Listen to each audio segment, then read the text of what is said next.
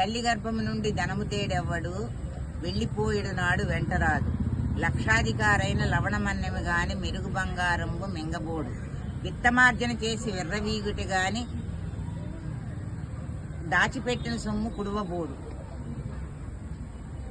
మెండుగా మరుగైన భూమి లోపల దాచి దానధర్మం లేక దాచి తుదకు దొంగలకిచ్చును దొరలకవును. తేనె జుంటీగలియవా తిరువర్లకు, భూషణ వికాస శ్రీధర్మ పురనివాస, దుష్ట సంహార నరసింహ దురిత దూర. దీని భావం ఏంటంటే, తల్లి పుట్టినప్పుడు ఏమీ తీసుకురాలేదు, వెళ్ళేటప్పుడు కూడా ఏం తీసుకుపోలేదు. ఏ విధంగా అయితే తేనెటీగ పువ్వు దగ్గరికి వెళ్ళి మకరందాన్ని తీసుకొచ్చి తేనె సంపాదిస్తుంది, కానీ అది ఒక్క చుక్క కూడా తాగదు. అలాగే మనం సంపాదించిన ధనం అంతా దొంగల పాలవుతుందో దొరల పాలవుతుందో. అందుకని మనం బ్రతికుండగానే కాస్త దాన ధర్మం చేసుకుని మంచిని సంపాదించుకుంటే మనకి పరలోక ప్రాప్తికి పనిచేస్తుందని దీని భావం అన్నమాట. నమస్కారం అందరికి.